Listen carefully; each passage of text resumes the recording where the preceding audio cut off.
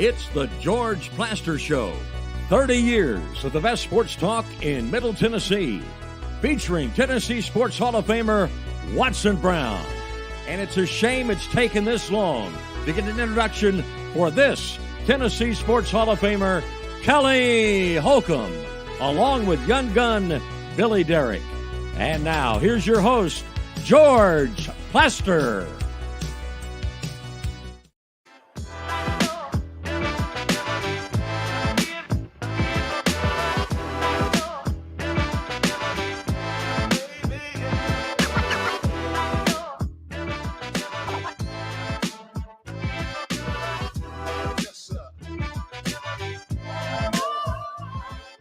Hello again, everybody. Welcome in on what is a really nice Thursday in Nashville. Friday and Saturday are going to be even better with temperatures up in the 70s. As you might be able to tell in the background, we are at historic Memorial Gym where at 4 o'clock today they will introduce new Vandy men's basketball coach Mark Byington. And we're going to share here in a few minutes how you can watch that press conference if you're not able to be here. Coach Ron Bargatze is alongside. I'm going to get him into some deep conversation here. Sorry about that. In just a minute, so get ready. And let's go to Murfreesboro and say hello to Kelly Holcomb. Kelly, how are you today? I'm doing well. How about you guys? We're good. Hold on a second, because I want to try to get a couple of thoughts here. So this is a great old gym that was built, Coach B, in the 50s. 51. So it's 73 years old. You were a coach here for a good while. What's the best memory you have of this building? Oh golly, I'd have to make a top 10 list and be hard to pick from them. Tickets were hard to get in those days, as you know, all through the 70s. I'm gonna write a book someday about the things I was offered to help people improve where their seats were. Really? Yeah, pretty interesting. I can't say some of them over the air, but the memory, I think, wins and the enthusiasm that went along with those wins would have to be my answer to that. Here's a strange one that very few people would think of. And I'm not saying it's the best memory I have, but boy, it is one of them that I remember. In March of 1973, Louisville and Memphis State have a tie in the Missouri Valley Conference. They were both in the Missouri Valley at the time. This is back when the NCAA was a 16-team field. And so it's a winner-take-all because they've tied in the regular season. And they have chosen this great old venue as the site for winner-take-all to go to the NCAA tournament. They didn't have a lot of time to make this happen. And so what they did, both schools got somewhere in the neighborhood of 8,000 general admission seats. First in gets the best seat, all that kind of stuff. They opened the gates for a 7:30 game about 5:30, and it was like the Merrill Lynch Bulls just come flying in here. There's 16,000 people trying to just haul you-know-what in here. And 90 minutes before the game, this place, I looked around, it was dead packed. George, I bought 2 tickets at the ticket office for that game because I was interested in it. It was a great game with 2 programs that were at the top of the rung of the ladder at that time. And I ended up having to go by myself, so I had a ticket to sell. You should have heard that bidding when that happened. I arrived here. Coach B, can you give me a ticket? Remember me? I can get. Remember me? Yeah. So I sold it to a guy for, I think the tickets were $10 a piece, first come, first served. And I heard later that he turned around and sold it to the guy who sat next to me for $50. Very nice. I missed out on a deal. Capitalism at its best. Let's bring Kelly back in. Kelly, this great old barn is also the site of one of your school's greatest moments when MTSU beat Kentucky in the Mideast Regional. I was a year out of school. I had bought 6 tickets, and I was expecting to make a bloody fortune because on Saturday it was supposed to be the first meeting between Louisville and Kentucky in like 50 years. I'm getting ready to make some coin, and Kelly, your school smashed it. That's awesome. What year was that, George? 82. 82. Yeah. 82. Pancakes, Perry. Perry. George looks like he wore that same coat from 1982. Wow. Kelly, why don't you just suck an egg or something? You know, I was thinking of something else, but I don't want my last broadcast to be here. You can't say it on the air. Is that correct? Absolutely not. But if you had to go out, this would be the place to go. Oh, out. listen, in a blaze of glory. Absolutely. So, Billy, you have, even though we can't see you, and by the way, this is where they broadcast the games from now. Coach B, when you and I were doing the games, if somebody looks in the left corner at the third deck, above that was where we did games. The crow's nest. Yeah, can we show people that? I know it ruins your whole day, but that thing up at the top is where we did games out of. And it was really a great venue. It was. You couldn't read the numbers on a lot of the uniforms, but it was certainly a great, you could see that everything develop and the spacing of the players. And spacing of the coaches. So today what we're going to do is a little of this and a little of that. We're going to talk about Vandy's hire. We're going to also talk a little bit of NCAA hoops because there are 4 big games tonight. But Billy, I'm assuming you have an award-winning update. I do. Mm-hmm. Let's. Sure so we're gonna get into these games, but Sweet 16 begins tonight. Clemson and Arizona, first game of the day, 6 o'clock, maybe a little after 6 actually, in LA. San Diego State and UConn around 6:40.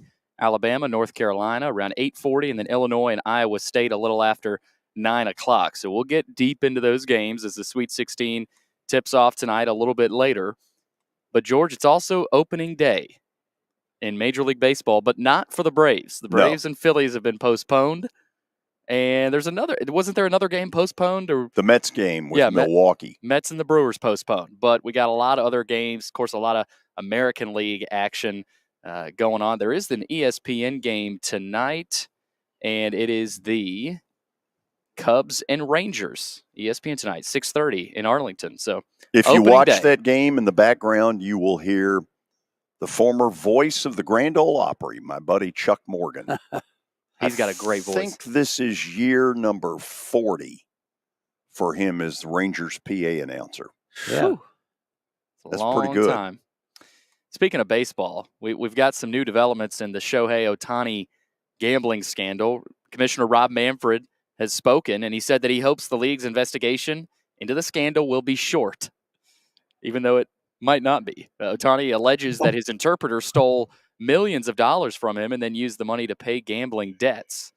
And Manfred said, given the way the story unfolded, it's important in assuring our fans about the integrity of the game that we verify the things that Mr. Ohtani said. It's really that simple. And he goes on and on about a statement, but George, I don't know if it's going to be short like he wants it. No, it's not that simple. This is a story that is not going to go away anytime soon, I don't think. Doesn't feel like it. And the guy that's going to be the most interested in how it plays out, Peter Edward Rose. I started number 14. Yes. Yeah, I guarantee you he's watching it. We got into that yesterday, Coach. Kelly has a strong opinion on it. Yeah, I mean, because they're going to try to cover it up. I said this yesterday, but if they're going to do all that, Pete Rose, like nobody even knows, like my age guys, and they don't even know what Pete Rose did anymore. So most of the people, some people don't even know who Pete Rose is anymore. Like, why is he not going into the Hall of Fame? I think it's kind of ridiculous. But in my opinion, it is going to. Well, I don't know if it'll be short or not, but they're going to try to make it short because they're going to try to cover it up if something is found. That's just my opinion. Yep, I'm kind of with you. Elsewhere, we've got some NBA drama with the Minnesota Timberwolves and their sale. Alex Rodriguez and Mark Lore, of course, they were attempting to buy the Timberwolves. They fired back after owner Glenn Taylor says the NBA team is no longer for sale. So things have switched a little bit. The Lynx and the Timberwolves are no longer for sale.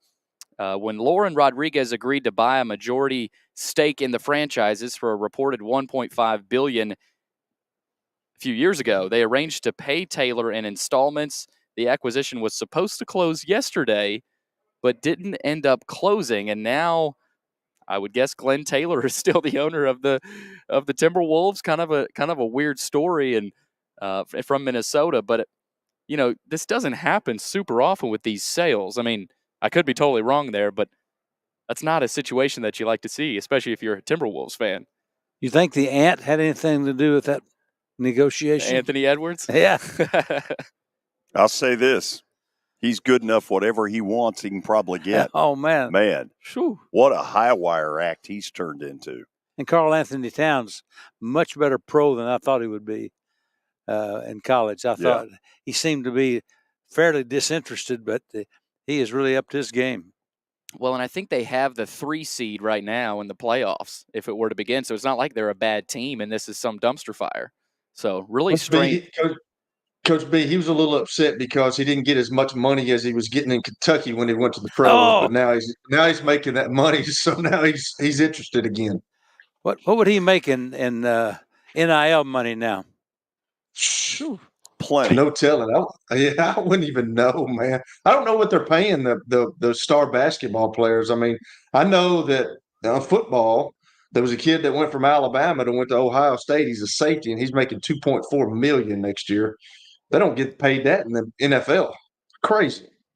Former Belmont point guard Jacoby Gillespie is reported to have gotten $750K to go to Maryland. Oh, how could he leave with just a $10,000 raise? Wow. You provided quite a bit of that, didn't you? Yeah, right. Yeah. Okay.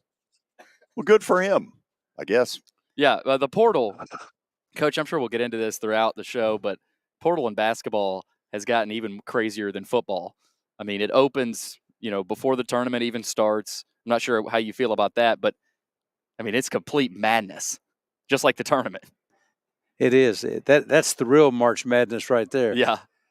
I've been hearing lesser players transferring out with their handout looking for $300,000 to $400,000, and it seems to be going up from there.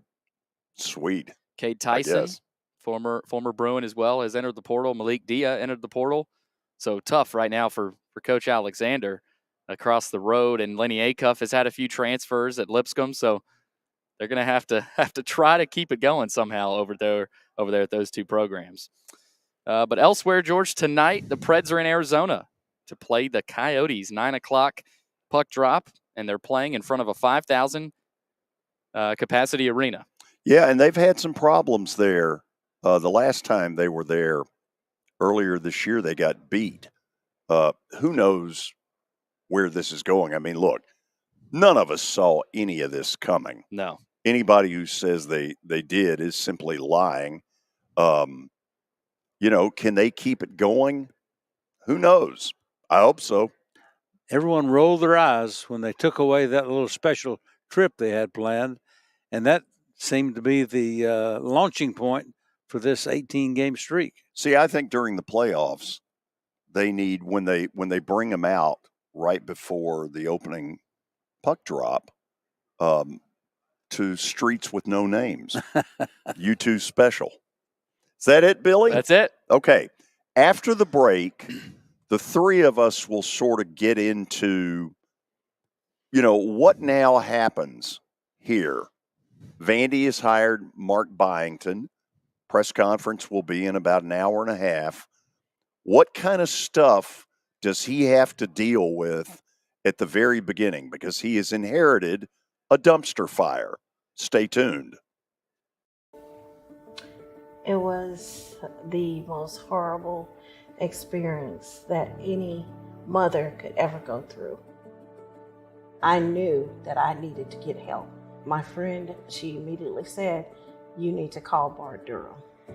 And you guys were there within an hour.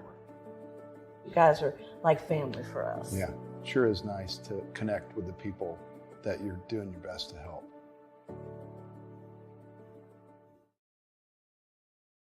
As the trusted premier custom home builder in Middle Tennessee, Donnelly Timmons has over 20 years of experience in the industry. Whether you're looking to build your dream home or renovate your current home, their team will ensure that every client and every remodel is unique, luxurious, and completed on time within budget. Founders Dustin Timmons and Joey Donnelly have over 25 years of construction experience in the Nashville area. Together, they have completed projects in Forest Hills, Oak Hill, Green Hills, Franklin, and Brentwood. Dustin and Joey believe that communication is the most important aspect of all construction projects. Therefore, they personally manage each project themselves and are involved in job site activities on a daily basis. Their commitment to quality and integrity has earned them an outstanding reputation among their clients. Contact them to set an appointment for a free consultation or to view some of their completed projects. Give them a call at 615-456-7983 or log on to DonnellyTimmons.com. I'm Watson Brown. I'm Kelly Holcomb. I'm Billy Derrick. We're the George Plaster Show. We've been Nashville's best sports talk for the last 30 years. And you know what? We still are. Catch us live weekdays from 2 to 4 p.m. Central Time in Nashville on YouTube, Twitter, and Facebook. Also, the podcast version is available on Spotify and Apple Podcasts. Looking for more than just awards and trophies? Southern Trophy House is your one-stop solution. For over 60 years, their team has created lasting impressions with a personalized touch. From embroidery to screen-printed apparel to corporate awards, signs, and name badges, they have everything you need to keep your brand shining bright. With their knowledgeable customer service team, you can relax as they create, produce, pack, and ship merchandise and awards on time and on budget. That includes etched crystal awards, custom-cut acrylic name badges, embroidered Richardson ball caps, banners, screen-printed T-shirts, laser-engraved Yeti cups, and knives. Recognize your hard-working team from Southern Trophy House, where they do their best to help you recognize your best. Located at 2705 Nolensville Pike in Nashville, give them a holler, 615-256-7295. Visit southerntrophy.com. Southern Trophy House, for all your personalization and recognition needs.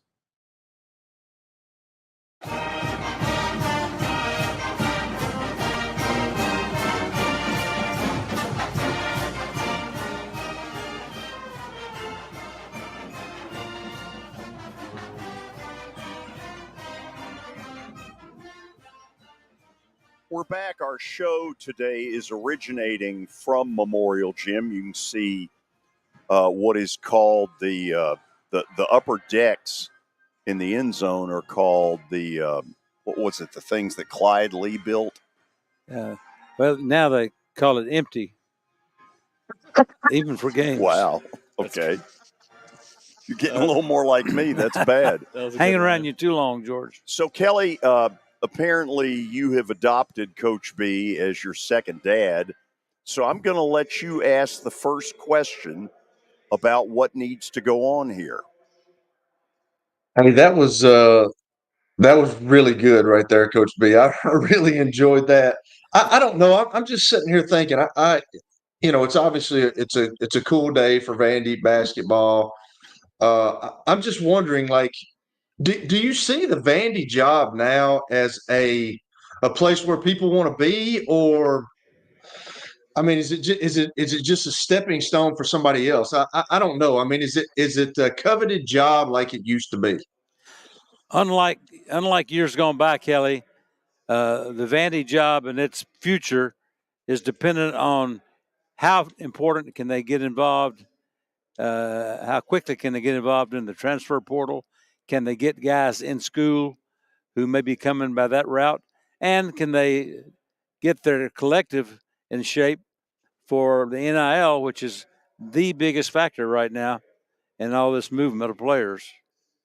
Is it harder at a private school like Vanderbilt than at a public school, say like UT or Alabama or all these SEC schools?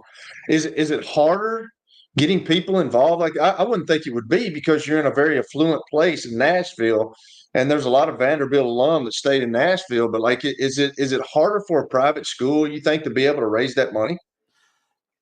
I don't know. It depends on how you raise it. There are several ways to do it now, and I know there are very creative ways to raise that money. There's a credit card route to doing that, where you can have a credit card with a name on it, where a certain amount of dollars go in to the school and can be used in the collective on their money. But still, I know that moving academically to Vanderbilt from some schools is going to be a little bit different and a little bit tougher. Yes, so be interesting to see how they go about it.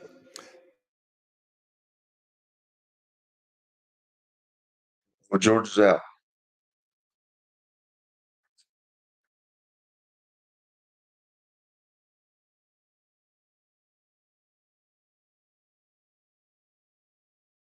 Completely called BS on that, because it is complete BS.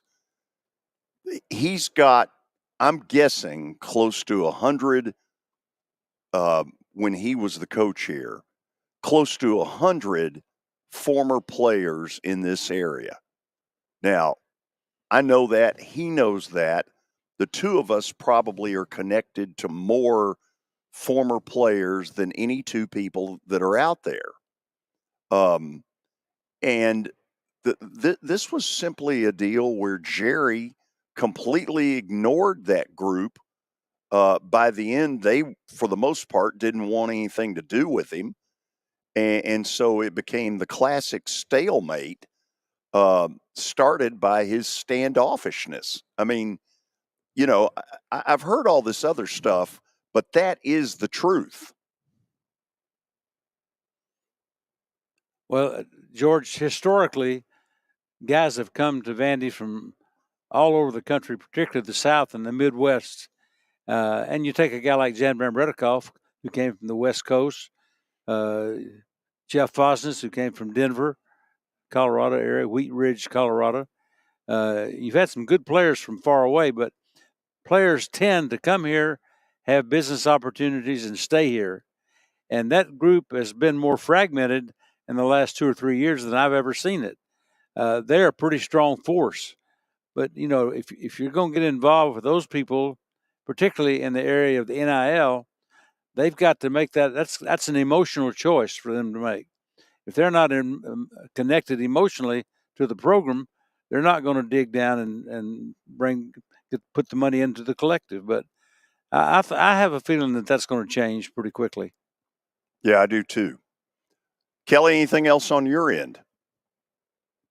I was actually thinking about something, but I just totally forgot. Oh, Coach, is this like, if you're a kid like myself, way back when? I mean, is like, I always go back to this. I can remember being a kid. I can remember going to that gymnasium. They used to have the TSSAA state tournament there, and Lincoln County got in it one year, and I was amazed. And then I used to watch games growing up, so I kind of know the tradition. But is it when you look at the SEC, you look at the landscape of college ball, is it a place that can get? I mean, they had the high profile kid that was the Garland kid a couple of years ago, but can you get high profile kids to come in here and play basketball still? Well, Bryce Drew was able to do that by taking a guy that was first-round draft pick and has been an all-star in the NBA, and Darius Garland. So I think it all boils down to individual player, individual coach, getting in on them at a time that when they're developing their own loyalty to different colleges. But now everything has been tainted by how much money can I make by going to school A or school B, and there to see a young man like Jacoby Gillespie at Belmont. He may have gotten a little money from the NIL last year, not much, but whatever he got, if any, and I don't know that to be for sure what that number was, but whatever he got, he goes to Maryland for $750,000 per year. Now, that's pretty, because they can plug Gillespie in at a needed position and they don't lose a beat. And that's what the big power conferences can do.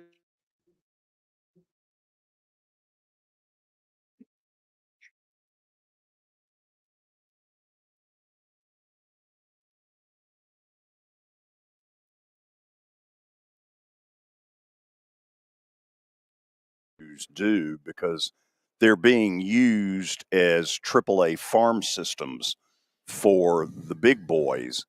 I don't like that. I don't know anybody deep down that really likes it, but the playing field today, that's what it is. I think it's sad. It's truly sad. 100%. Taking the amateurism out of it. I could almost take Nick Saban's quotes about what's going on and say and adopt them as my feelings. That the amateurism, the building of players, the improvement of players, the developing those underclassmen into really solid upper class players, those type things are not there. It's how much can they pay, and how am I going to find that guy I can plug in a certain needed position and make my team competitive next year. Assuming that any of them want to stay up in those offices above us, behind us, as they try to evaluate what they have been left, how many are worth keeping? I'm going to say that 5 or 6 probably at most. I can't see them going much deeper than that to plan their depth chart for next year. So they're going to have to get involved in the portal. They're going to have to get the NIL money up, and then they're going to have to hope to get some young guys, new guys in that can really – and they've got one coming in that's ready to play right now, and that's Tyler Tanner from Brentwood Academy. He can come in and start for a good SEC team on day one. So, okay, let's get specific on who you think the keepers are. I know you think Vin Allen Lubin, the transfer some time ago from Notre Dame, is one of them. Right. Who else? Well, I didn't watch as closely or with as much interest as I normally would, but I think there are a couple of perimeter players who can be on winning SEC teams, and but the list is short. Yeah, and the system of the new coach has got to either adjust to or be able to make the adjustments to using the talents they're going to inherit when they come here. Okay. Go ahead, Billy. I was going to say, Coach B, put yourself in Coach B's shoes. And we do have a picture of a sign that says, "Welcome, Coach B." I was so thrilled. After all these years, they've recognized you. Well, you get a lot better the longer you've been gone. Right. So I appreciate that. I've taken a picture of that prop for today's event. I'm going to show it here in a second. But put yourself in his shoes right now. What do you do first? I mean, what's his checklist right now? If you were to kind of sit down and he was taking notes, what would you tell him to put on his checklist right now? Well, first of all, you have to evaluate the talent you inherit, because it's all about the as they say about the Jimmys and Joes, not the X's and O's. So you got to do a good job of, and I'm saying that there's going to be some players he's going to inherit who can help him build around. And we know Tyler Tanner can play. Lubin does give them some inside strength, which I thought was not very evident throughout a lot of the year, but became evident down the stretch. Yeah. And I understand Lawrence might have another year of eligibility left, and he's certainly good enough to be a guy in his building blocks. Although there will need to be a serious attitude adjustment. Yeah, I agree. And maybe a new coach will be a good thing for Tyron Yes. Lawrence. You Yeah. never know. So there's one on this roster that really intrigues me, and that's the young guy, Jason Rivera Torres. I don't understand. I have no clue what Jerry Stackhouse's philosophy was with this kid. One night he'd play him a bunch. He'd end up scoring 18, and then you wouldn't see him again for a month. What I know is the kid can get his own shot. He can be very creative. I'm intrigued by him. Well, I'm not so keen on him getting his own shot. I think he can get the ball in their offense, particularly on passes inside out from the post back out to the perimeter, and step into his shot and be as good a shooter as there is in the SEC. And I really believe that. And I think there's always a place for a guy who can light it up from three-point range, particularly in today's game.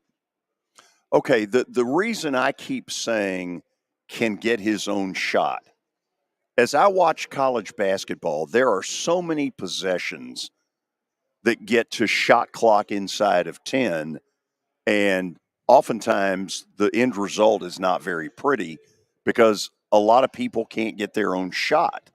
Right. Well, for instance, let's take Caitlin Clark. She's someone everyone knows now. She can get her own shot in a different way. It's not taking the ball to the basket like we have historically thought of getting your own shot. It's being able to square up to the basket and be able to continue the offense, but make that one step or one fake and step up and knock it down from deep. And I think he is definitely one who can do that. So talk to me about what you hear on the street about this guy they've hired. Well, I've tried to vet him as much as possible, and I've been able to do that from several angles. And I think he's a guy that is a hard worker. He's going to recruit every single day. He's going to be active in the portal and trying to get guys to come into Vanderbilt where they have a chance to play. And you have to supplement that with some NIL money to get the best players right now. So what I hear from him is the players really they work hard for him. He's a leader. He's charismatic, and we'll learn that as he's around here for a while. But he does want to get to know the community, the former players, and all the things that make the people on the street loyal to the Vanderbilt program. Maybe not to the level it was in the 70s when you couldn't get a seat in the house, but certainly during Kevin Stallings' good years here, how well Kevin was able to do. And I remember one of the games that Kevin played against Kentucky here, and I've never heard it any louder, any better than it was in that game. I think they had a whiteout one night, and it was just absolutely perfect in terms of the enthusiasm and wildness in the game, and a student section that's spilling onto the floor. We hadn't gotten to that point where you can line them up against the walls on the aisles quite as much as you did back in the day, but I think making a step in the right direction is important. Kelly, anything else on your end? For one, I wanted to know if Coach B had vetted you when y'all became friends. I mean, did he vet that? Kelly. Uh-oh. That's what I'm saying, no. man. Something's going on. That's tragic. Does he have to turn himself on? Potentially. Kelly, I'm not sure why we can't hear you, but we can't. So. Well, this is an American tragedy. I know. This is unexplainable. I'm going to tell you something, guys. you made fun because Kelly and I have a new friendship that I really enjoy. However, Kelly, as a football guy, has some pretty darn good basketball questions. And so hats off to my man from Lincoln County on that. Okay, so we're getting – the viewers heard him, but we can't But we hear didn't. you. And so what's more important, I think, is that they hear him. So Kelly, just go without us hearing him? I don't know how to I'm not sure I know how to make that work. We'll try to figure it out. We'll go to the break. And when we come back, we'll get into NCAA tournament stuff tonight. There are 4 games, 8 over the next 2 days as we get ready a week and a half from now to crown a 2024 champion. Please stay with us. Hit After Hit has become the baseball store in Tennessee. They have over 1,000 different models of gloves and over 1,500 wood bats. They also have several Iron Mike pitching machines as well as a Hit Tracks machine. If they don't have it, you probably don't need it.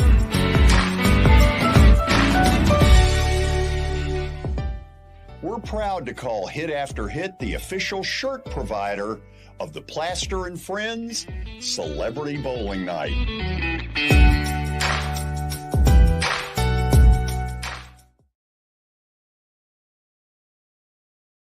Forget the fact that Sir Speedy Music City is owned by my BGA classmate James Warren. Their work stands on its own merit. James and his staff do incredible work, as evidenced by the huge banners at the Plaster and Friends Celebrity Bowling Night. If you're looking for quality to help your marketing and business communications, and you want it at a reasonable price, these are your folks. Call them at 615-832-9511 or go to print at sirspeedymusiccity.com. And be sure to tell them Plaz sent you. Over the years, more men have started to seek help for hormone deficiencies and imbalances, and Dr. Jeffrey Lodge and wife Daphne, along with their experienced staff, give men the treatment required to improve their quality of life, improve your immune system, energy level, cognitive function, and more. There's no better time to achieve a healthy lifestyle. What are you waiting for?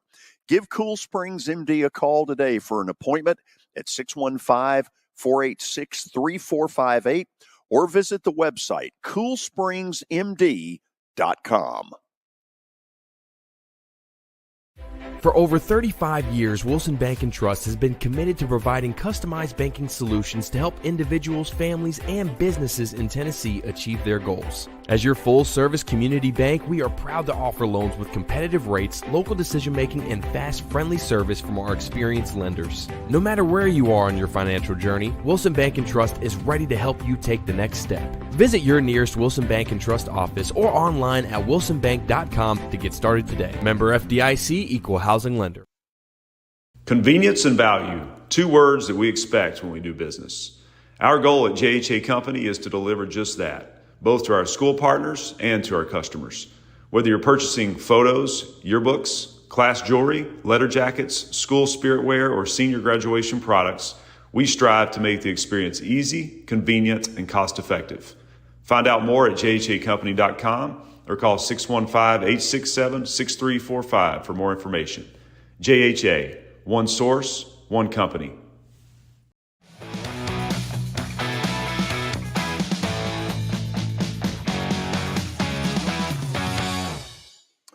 We are back. We think we have Kelly back with us as we welcome you back into the hallowed halls of Memorial Gym.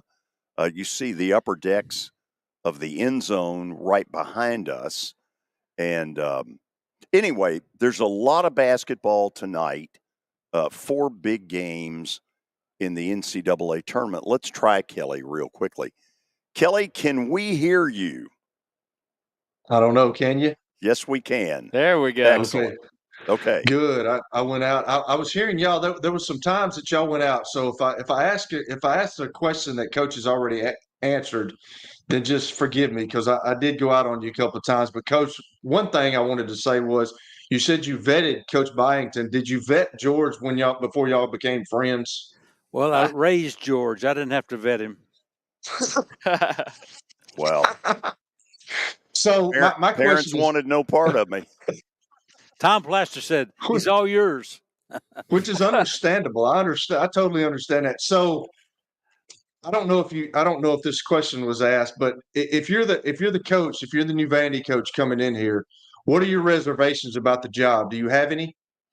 Well, I don't think if you're a guy that can get the job done, all you want is an opportunity to go to a school, climbing that ladder, so to speak, go to a school where they play in a great conference in a great city, and he's got to have confidence that he can recruit the right players and coach them up and be competitive in the SEC. So the other Coach B right now, I think, is the guy that has a lot of confidence. He's been a program builder wherever he's been, and he's left it in better shape than he found it. So I think that he has great confidence in being able to come in here and get the job done. Okay, so this is my last question. Do you think Vandy's an SEC school, a lot of tradition, great gymnasium, man. I love that place. That's a really cool place. I can't find a bathroom there when I went a couple of years ago, but it's a tradition like no other. But do you think you can win with all the NIL, with all the transfer portal, with all the stuff now? Does Vanderbilt have that stigma, or do you think you can win in today's game? Absolutely. Why not? I think you got to have the players, and I think Coach Byington will have a great plan to recruit the kind of guys that he wants to coach. The best town and the best conference is a pretty good selling point. And like you said, this Fenway Park of college basketball we're setting in today should be a plus in that whole deal. But people in seats make a lot of difference in this Fenway Park of college basketball. I'm good, George. Okay, let's go to tonight. On the surface, that first game, Clemson and Arizona, they don't feel like they belong on the same court. Arizona has always had a ton of talent. But Coach B, I would contend not so fast. Clemson has a weird style that people don't seem to enjoy playing against. Well, they try to attack the weak spots. They try to take care of the basketball very well, and that's something that will always be in style for winning basketball in college, in the college level. The 7 points that they're favored by, I'm going to say that Clemson likes to get a game a little uglier. Into the 60s. Yes, and I think that's 7 points. If I were a betting man, I'd probably try to take those points. Where Arizona would much more like to get the thing in the 80s, get out, run and gun, and do their thing. I'm really intrigued to see if when they play two contrasting styles, whose style wins out over the other. I think usually, George, when it's in the hands of Arizona to try to have their will be done in this game, but usually in college basketball, taking care of the ball, getting into the shot clock a good ways, and making a few threes along the way. Next thing you know, Arizona's freewheeling style gets slowed down a little bit. The second game is the rematch of last year's NCAA final. And I've watched San Diego State enough to know Ledee is a fabulous player. And against Yale, they just steamrolled. But I don't see that happening against UConn. It's not going to be that easy for Ledee. And if San Diego State has to win at all from outside, it isn't going to happen. I agree. I think the best team in the tournament is UConn, and that's who I've picked to win it. And that may or may not happen, but to me, they've got all the elements. I like Coach Hurley a lot. I think he knows. They've proven that they're ready for the spotlight. So I think UConn will win the game, and I'm not sure about that spread. So let me ask you this. If you could pick one team that is left and say this is the one that has the best shot to derail UConn, who is it? Oh, let me think for a second. Who would I pick to derail them? I think maybe I would go. I think North Carolina is a team that could do that if they're hitting on all cylinders. I like their team, and they got Baycott in there who can be really tough in the paint. So I might as well just go with North Carolina. Okay. So the late games tonight, obviously, North Carolina is one of them against Alabama. And in truth, I thought it took everything Alabama had to get by Grand Canyon. I think they did the rest of the field a real favor to get Grand Canyon out. Grand Canyon, a ton of just physical talent. They are. And I've corresponded with Coach Drew over the past few days, and they couldn't quite finish in their game. So I think that North Carolina is my pick to upset the apple cart if anybody can. But Alabama is going to give up a lot of points, and if they just have one of those special off night shooting, I think they're going to be pretty pedestrian.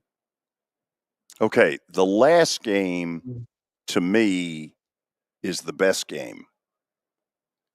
Iowa State has felt like a 1 seed for a good while. They have steamrolled people. Illinois quietly is better than recent Illinois, which have been all about physical talent, but at times couldn't throw it in the ocean. I think getting Marcus Damask, the transfer from SIU up to Illinois, has given them a totally different dynamic. He's a player. I'm picking Illinois.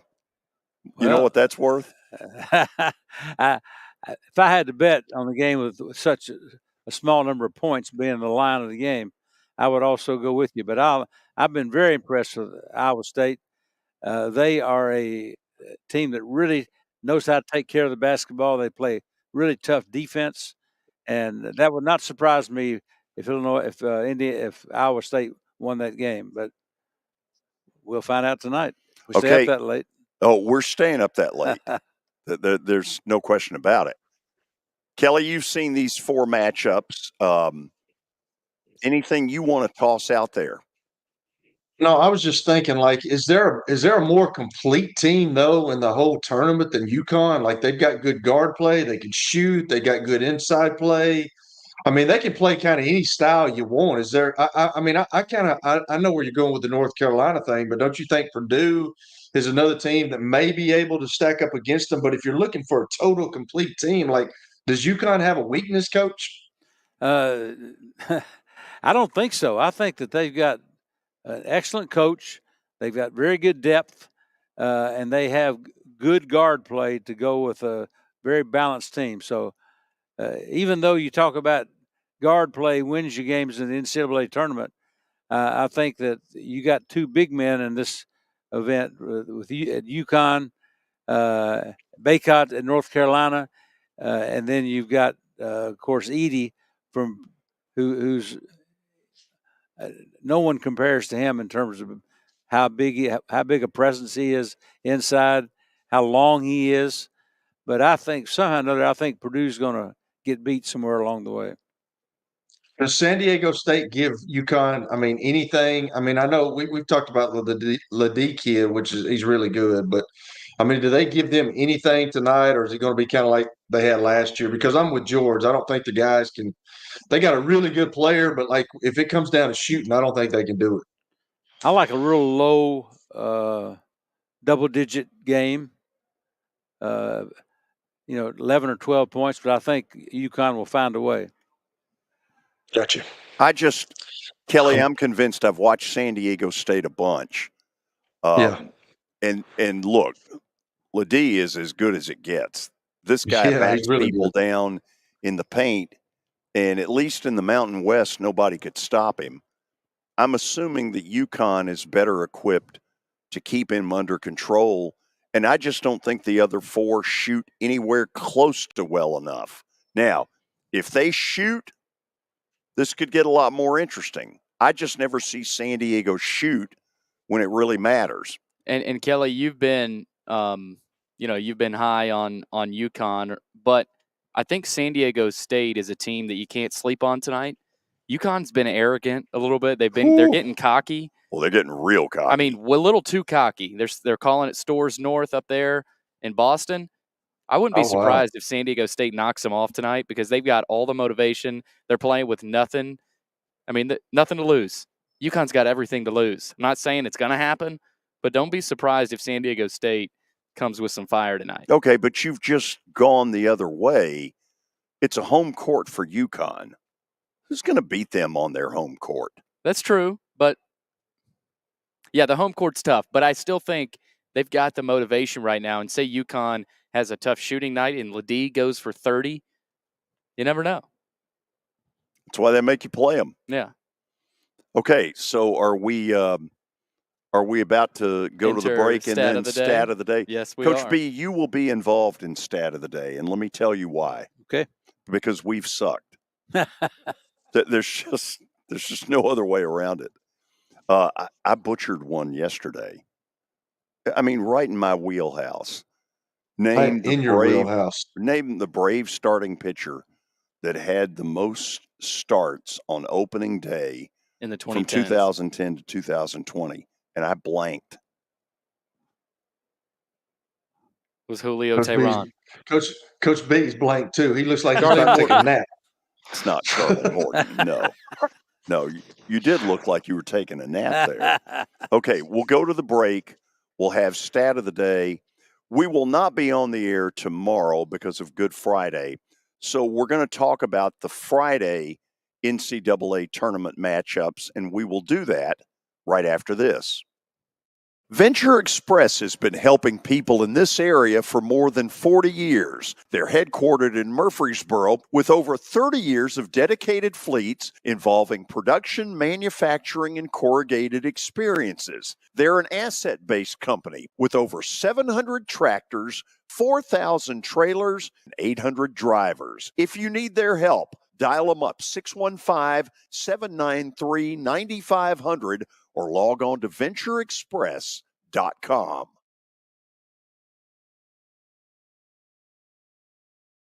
Star Physical Therapy was established in 1997 with one great mission: to serve.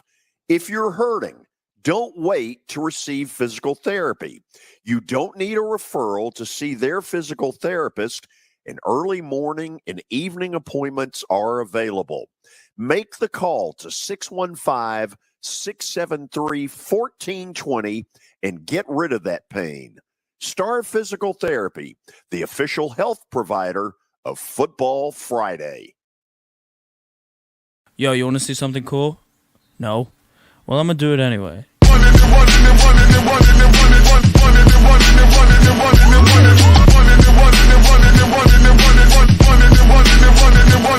into the scene. No, nobody can do it like me. Zoom house plate with the kick cuisine. I was the black top king. 360s in my green machine. I was a kid and I was breaking down doors. Listening to Tribe, now we on a world tour. You were in a crash. Yeah. Your kids were in the car with you. We're very lucky to even be telling this story to you. Nikki treated us like family, and she was very caring and loving, and I'm just so grateful for that. She was somebody I could trust, and being a veteran, that's so important to me. My kids are going to have a better life now because I don't have to worry about those expenses that we were out. Your family has really created a legacy of trust, and I would recommend you to anyone.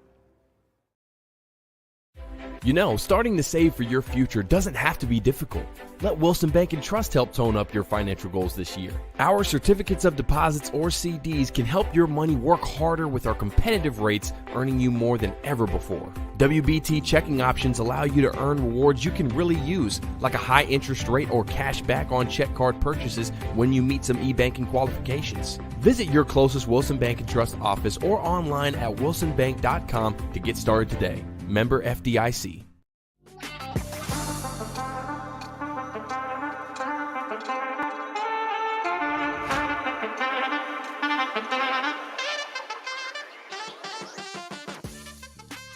Top of the hour on a Thursday. Big day on West End. Coach Mark Byington being introduced at Memorial Gym. And that's where we're going for Stat of the Day today. Brought to you by John English, Antique Sports and Cards in Shelbyville. They're open during the week, Tuesday through Friday from noon to 5, and Saturdays from 10 a.m. to 5. Give them a call, 931-492-4304. All right, here we go. There's a new basketball coach on West End. What year did Vanderbilt play the first men's basketball game at Memorial Gym? Lay it on them, Coach B. 1951. Okay, now hold on before you show the so answer. Coach B's saying 51. Do you have an answer, George? Oh, whatever he goes with. So this is just defer to Coach B. No, it is. Yeah. What I do want to do is say that what I remember when it opened, it was a 6,000-seat gym. 7,000. Wow. That's close enough. But they in 67, 8, they added the 2 end zones on the side, and then in 69 they opened the end zones on both ends, and we ended up with a capacity 15,581, and it kind of started. It went up some and down some. The addition of the box of the booths, whatever you call them, skyboxes, and then I think the fire marshal maybe adjusted them down a little bit. But when in 1974, when the return game with LSU, which was Vandy's only loss in that time, there was over 17,000 people in this gym when the game started. That was the Dale Brown game that he had the death threats and all that. Well, it was the rematch from the fight between Collis Temple and Jan Van Bredikoff. Right. And that really wasn't a fight except for the karate kick that Collis Temple put on him. And Collis Temple and Jan became friends after that, believe it or not. Did they really? I didn't know that. Yes. So, Billy, one of the things in the history of this gym where we're sitting right now, up above us was a little bit of a perch where Larry Munson called games. Really? Yep.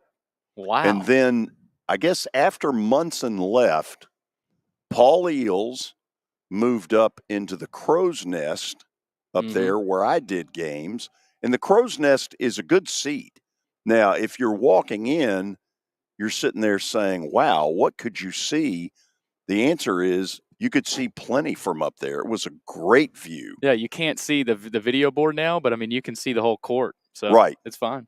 Yeah. Okay, so you're saying 1952 or 1? Yeah, 51. Okay. I might have just given the answer away there. It's actually 1952. Well, I mean, I just know the official opening of the gym happened in 51. Okay, so that might be the 51-52 season. This game could be probably technically happened in 1952. Beat Virginia 90-83 in the home opener. An interesting stat here: the next game after that game, apparently they were so encouraged by shooting in Memorial, they put up 120 shots in their next game at Lipscomb. They called it David Lipscomb. Yeah. 120 shots is still a school record, which is ridiculous. Kelly, you and I are going to have some fun here. You ready? All right, let's go. Okay, see where it says brand new Memorial Gym? Yeah. That picture is not Memorial Gym. That's what I was sitting here looking at, George. I'm like, where is that? Hold on. Is that not? No, it is not. So we're What other Billy? Memorial Gym is there? Could that be? Because I searched Memorial Gym. Well, we're $100 for you is what it is. Another $100 fine. Yeah, absolutely. That's unacceptable on my part. False advertising. Well, we're taking Coach B out with us too. Well, here's the deal: the goals when it opened. That might be. Is that not Coach B? No. Well, it could be, but still, because look, where do you see the stanchions? Yeah, look at where Coach the stanchion. Look at the stanchion. Count the number of sections in the bottom level. In this gym, there are 5. Okay, in that picture, there are 8. Okay, I'm trying to look at the goals because they had the most unusual configuration. Goals actually came out of the sky. They were Foster Creighton Company built this gym, and the opening date's always been 51. They came out of the sky, and when games weren't going on, they were elevated to the roof of the building. Okay, Billy, show us the picture of the first, what looks like when the place opened. You just went by it a minute ago. Well, they can't see that. I'm just showing y'all as of right now.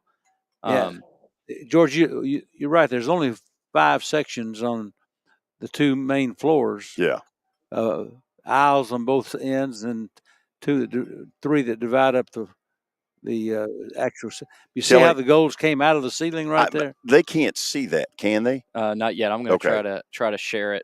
Okay, Kelly, this is nonetheless a violation. It's $100 fine, is what it is. That's what it is, George. Okay, so it's adding up for old Billy here. All right, they can see it now. So this was when the place, put it back up there for us if you can. Okay, so this was, they can see that, correct? Yeah. Hold on, I need to change it. Okay. This is certainly good radio.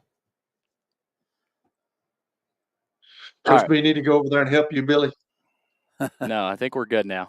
Okay. To me, it was the least amount of a home court advantage you could ever have, with those goals coming out of the sky, nothing underneath to block the view of the people right behind the goals on the first few rows of the end zone. But that they were out there. It was you can't really press very good on this court because of all the room. Okay, so this is actually Kentucky's Memorial Coliseum in 1957. Okay. So my bad. Well, thanks for showing it to us, though, nonetheless. That's a little bit of resemblance. That's awesome. That's Memorial Gym there. Yes. See those stark cinder block walls? Mm-hmm. I tried to come up with 4 or 5 fundraisers while I was coaching here, because it cost $45,000 at that time to paint those cinder block. But I even bought some cups and T-shirts to sell to start the fund, and I got called in on the carpet because we had some players' pictures on those cups that I got. That's a no-no back then. I got stuck with 5,000 cups. Okay. So you still have some of them? I had to give them away at summer camp to guys like you. Oh, wow, that is scary. Okay, let's go to the 4 games that will be on Friday night and see what we think about those. And let's start with this NC State thing that we all want to sit here and say, look, this has been nice, but this is about to end. But Coach B, there's a part of me going, this is exactly how Valvano won a national title in '83. Don't you think that you would consider them the Cinderella team out of the entire field to be in the Sweet 16? Yeah, they're the one double-digit seed at this point. I like Marquette's team. I like their coach. Nothing against Kevin Keats, but Marquette's kind of they're pretty gritty. They remind me of some other Marquette teams. A lot of street smart kids, and I think they're easily a 6.5 favorite. Maybe it ought to be about 7.5 or 8. But I'm like you, George. Once you get rolling in this tournament, you can get that. They won that ACC conference championship in the game that had all kinds of emotion, and they kept answering every run that was made against them. So the game next to that is Purdue Gonzaga, and we've got Zach Edey at 7'4", who looks like he's playing on a Nerf goal. I give this kid so much credit because I remember when he first came in, he was kind of a klutz. And now watching him, it's just incredible, the development. But Gonzaga's got a big kid, Graham Ike. Can he give, even though he gives up, 7-8 inches, can he give Edey any kind of battle? Yeah, he can for a while, but I think foul trouble is going to be a problem there. Edey is so big and so long. I think he really draws a lot of contact and fouls in there. So, but I'm saying Gonzaga probably has got as good a chance of anybody in the field outside of UConn to beat Purdue. Okay, the next game, I think people have rushed to some conclusions. Number one, I think they've rushed to downplay Houston because A&M got them into overtime when they squandered a 12-point lead in the last minute and a half. And I think people have rushed in to say, see, Duke's back. I'm not convinced Duke is what they were last Sunday. I think Houston wins this game and covers that number. I don't disagree with that. Really? No, I don't. That's a little scary, isn't it? I think Houston really plays good defense, and I like the how physically and emotionally tough they are. The late game, Tennessee's in it. They're a 2.5-point favorite. It bothers me right now. I don't see Vescovy as part of their offense anymore. Well, speaking of Vescovy, he needs to be. Rick Barnes just now said he's sick, not feeling well. Should be good tomorrow, but who knows if you're sick the day before the game. Well, Gainey is probably as much a scoring threat right now as Vescovy is. Yeah, and I don't know, but they need Triple J and Vescovy or whoever plays that position to give them 18 to 20 points between them for Tennessee to be as good as they can be on occasion. So I like Creighton's. I love Creighton's program. I'll tell you, they're tough. Greg McDermott, is that his name, or is it Doug? I always call him Greg. Yeah. Doug McDermott might be one of the best offensive coaches in college basketball right now. Right. The sets he runs out of bounds and inbounds, and I mean, it's almost like he can get a shot for his team whenever he wants because he's also got great shooters. I mean, all 5 of them can shoot, and that's what makes them dangerous. Kalkbrenner, the 7-footer, can pick and pop and shoot whenever he wants to as well. Well, I hope Tennessee wins that game. I'll sure pull for them, but I think there is a potential upset as much as there is in the first round. Well, and last year with Creighton, they lost to San Diego State. I don't know if you remember that, but late there was an iffy call that didn't go their way, and they've been thinking about that all off season, all tournament. They want to get back to the Elite Eight, and they want to get to the Final Four.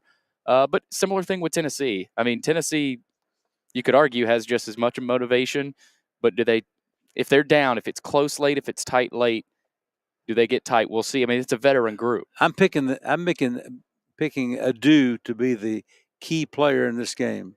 I think he stays out of foul trouble and give them any kind of offense in the middle, 15 points or more. I think that they'll win that game. And if he doesn't, you'll bid them adieu. Yep. Thank you. Thank you. I thought that one through for a while.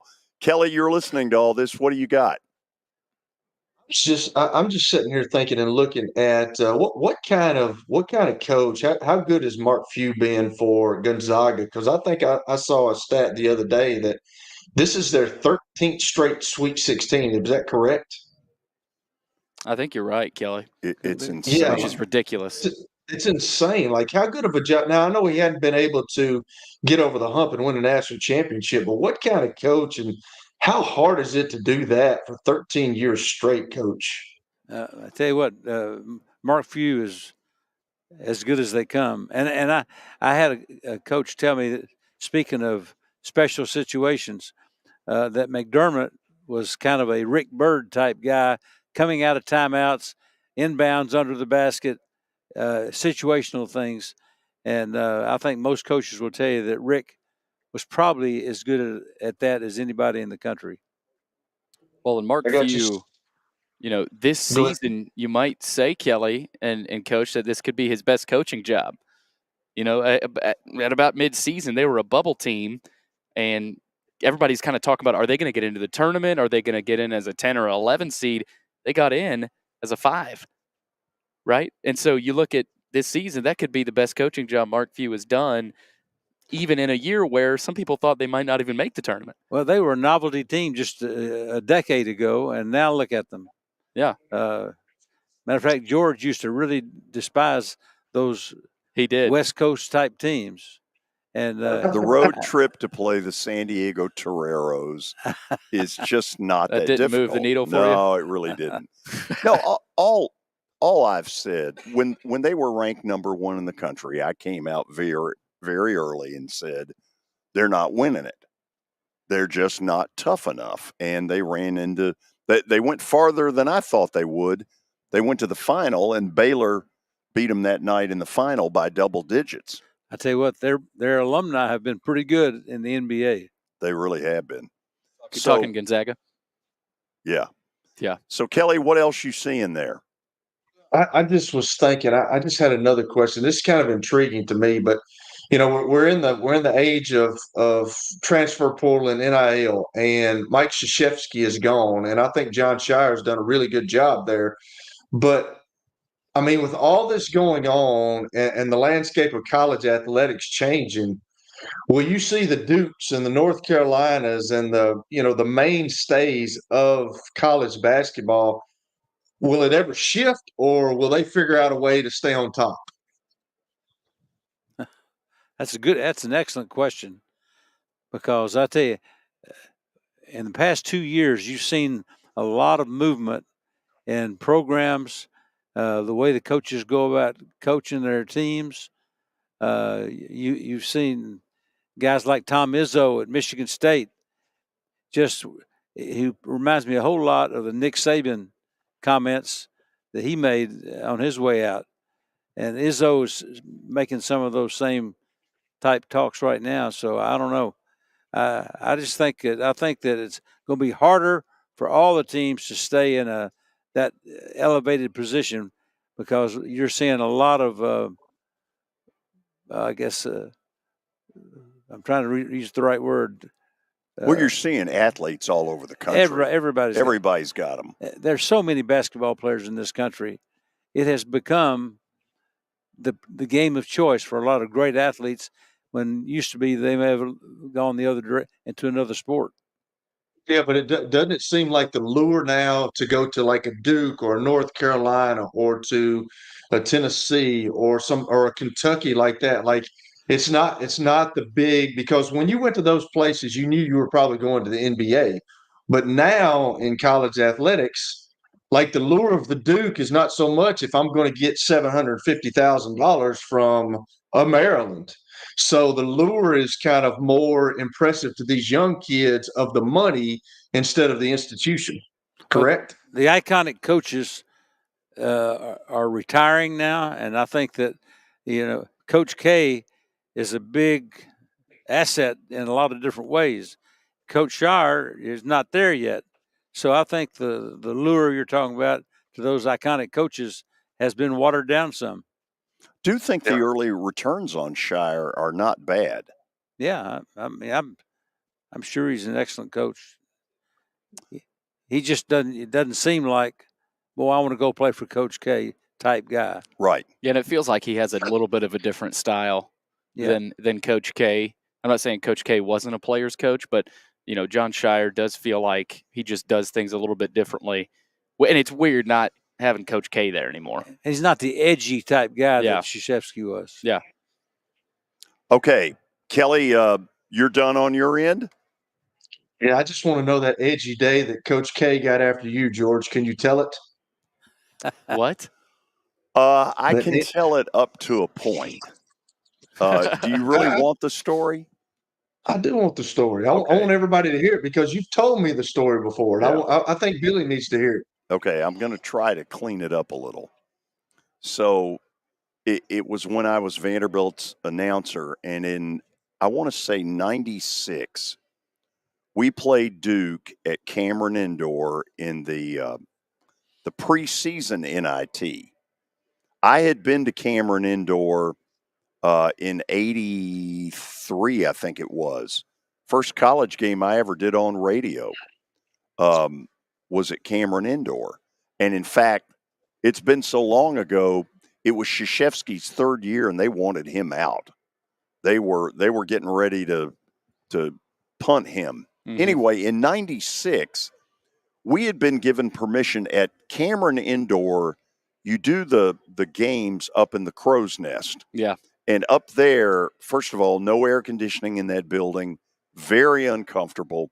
But we had been given permission by Duke's Sports Information Department to do our talk show from like 4 to 7 o'clock, and then our pregame was going to be at 7:30, and the game, I think, was at 8 o'clock Nashville time. Well, the Duke's SID department did not know that Krzyzewski was going to do a walkthrough. And so he and his team come out on the court, and you hear this walkthrough, and all of a sudden he can hear a voice from upstairs. And he looks up there and he yells at me to get down there. And so, oh my gosh, I come down there. Willie is up in the crow's nest with me, and I come down there and I said, "Coach, we're Vanderbilt's radio." I said, "We were given clearance by your sports information, and I didn't get it all out." And he goes, "I don't give up." Oh my gosh! And he let me have it. And so, what I do remember was about an hour and a half later, one of the coaches on his staff, Tommy Amaker, sought me out, and he said, "Hey, I want to apologize. Coach is wound a little tight on game day." And I looked at him and I said, "You think?" It was disappointing because I had always been a big Krzyzewski fan. I was a big Coach K fan, and I'm not saying it ended that night, but it took on a little water. Tarnished it. A little bit, yeah. Yeah. Okay, we'll go to the break. I'm going to give you picks on all 8 of the NCAA tournament games. Uh-oh. Plaster bet of the day. Yes. All 8. Plaster bet of the day. Get ready to fade, Kelly. Is coming up. We're trying to make folks money. We sure are. Stay tuned. It was the most horrible experience that any mother could ever go through. I knew that I needed to get help. My friend, she immediately said, "You need to call Bart Durham." And you guys were there within an hour. You guys are like family for us. Yeah, sure is nice to connect with the people that you're doing your best to help.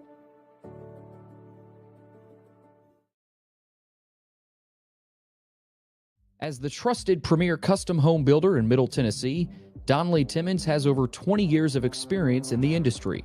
Whether you're looking to build your dream home or renovate your current home, their team will ensure that every client and every remodel is unique, luxurious, and completed on time within budget. Founders Dustin Timmons and Joey Donnelly have over 25 years of construction experience in the Nashville area. Together, they have completed projects in Forest Hills, Oak Hill, Green Hills, Franklin, and Brentwood. Dustin and Joey believe that communication is the most important aspect of all construction projects. Therefore, they personally manage each project themselves and are involved in job site activities on a daily basis. Their commitment to quality and integrity has earned them an outstanding reputation among their clients. Contact them to set an appointment for a free consultation or to view some of their completed projects. Give them a call at 615-456-7983 or log on to DonleyTimmons.com. Looking for more than just awards and trophies? Southern Trophy House is your one-stop solution. For over 60 years, their team has created lasting impressions with a personalized touch.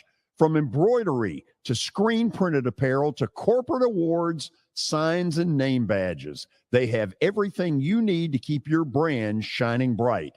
With their knowledgeable customer service team, you can relax as they create, produce, pack, and ship merchandise and awards on time and on budget.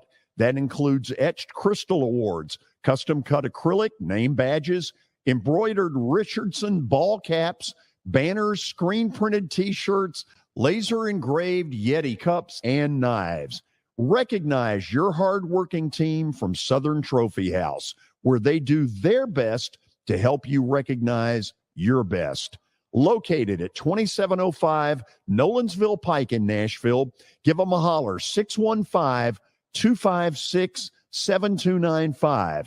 Visit southerntrophy.com. Southern Trophy House, for all your personalization and recognition needs.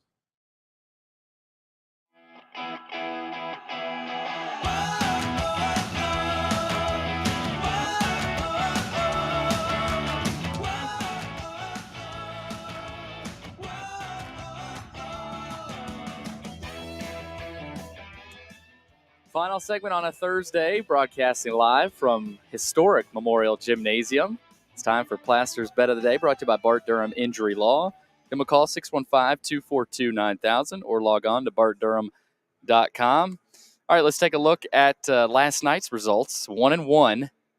You had Utah -7. That worked out, but UNLV had their season end last night. Did they ever? It was over by about the 15-minute mark. Was it a blowout? Oh, yeah. They got absolutely boat raced. Who'd they play again? I forgot. Seton Hall. Seton Hall, that's right. Up in Jersey. So let's run back through tonight first. I think Coach B hit this first one perfectly. If Arizona can get the game in the 80s, they will cover. I don't think it's going to be that easy. I think Clemson's going to keep the game in the upper 60s, something in the 69, 65 range. I'm taking Clemson plus the points in a deal that on paper doesn't make a lot of sense, but it's a style thing. And Arizona, I just don't think is going to like playing Clemson. You're saying Clemson's going to suck Arizona into their style. Well, yeah, I do kind of think so. But maybe not win the game. Right. Yeah. The second one, I don't see it. I just don't think San Diego State's got the firepower. They are going to have to hit some threes. It's going to have to be way more than Ledee, and it won't be. And so I think UConn wins in double digits and they cover. I'm taking North Carolina. I think Alabama has gone as far as this team has a right to expect. North Carolina, I think, has just got a better basketball team. I'm taking them minus the 4 against Alabama. Jeff Lebo being the factor there, right? Absolutely. And not only that, Brad Frederick. That's right. Yeah.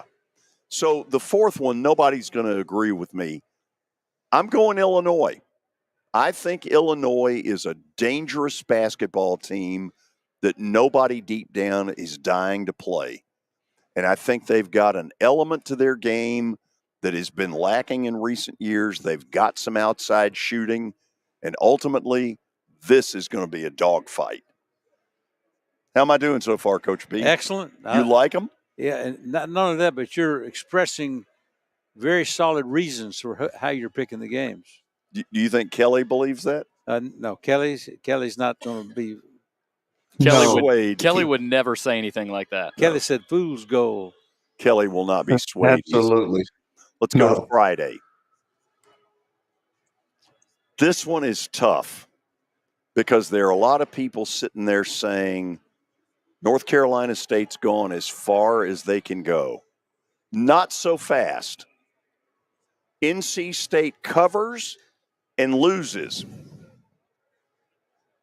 This will be something like 78-74, where NC State will cause Marquette a lot of trouble is the big kid in the middle.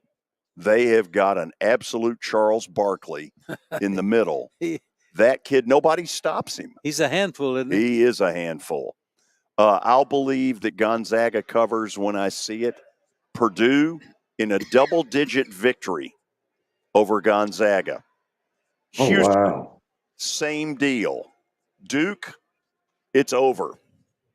Duke is not ready to handle what Houston brings to the table. It's relentless, and they will really enjoy. Houston will enjoy kind of knocking off one of the blue bloods. I'm taking Houston minus the points. You think that could get ugly a little bit, maybe? Or I don't know about ugly, but I know this. There will be an incentive on Houston's end to sort of say Duke as a program is where we want to be. Yeah. And the fact of it is this year they've surpassed them. Well, and you remember last year, Duke really got bullied by Tennessee last year in the tournament, the round of 32. We'll see. Did they look at that and say, we're not letting that happen again? Well, here comes Houston. So I'm going to go against Coach B on this last one. I think Tennessee's going to cover, which basically means they're going to win. I'm taking Tennessee because at some point Dalton Connect is going to take over a game, and it might as well be this one because if he doesn't, Coach B's going to be right. But I think they are going to win, and I think they're going to cover the 2.5. Coach B, we're going 8-0. Hey, sure. I don't know whose we are, but you and I differ on a couple. We cover on a couple of these. We have a little disagreements, difference of opinion. Yeah, Kelly, how do you think we do? I don't think you're going 8-0. Okay, well that's fine. Nice. I mean, I really don't. I'm pulling against you on this one. I mean, no, I've been for you because you're so far down. But like when you blatantly come out and brag about it like that, and 8-0. Come on, George, you're not going 8-0, dog. Kelly, just watch. Let's see. Okay, we'll see. We're done for this week. No show tomorrow, but I hope all of you will have a great Easter weekend. Remember the reason that we celebrate this, and be safe. We'll be back with you on Monday where we'll get into what I guess at that point will be a Final Four. Thanks to the folks here at Vandy for allowing us inside Memorial Gym. Billy, how can people watch the press conference? Yeah, it'll be if live, they so desire. Live streamed on SEC Network Plus online or VU Commodores YouTube channel. So go to YouTube, just search VU Commodores, and you can watch that live. Also, Coach B on Tyler Tanner, Tennessean has put something out. Tyler Palmatier, high school reporter. He talked with Coach Byington already, and he said he's in. He's in. Yeah. So if you knew his family, he's got a great family. They look for the right things, and he played for a great coach in high school. I think this is a perfect matchup. We're done. All of you have a great weekend. Have a great Easter celebration. We'll see you again on Monday.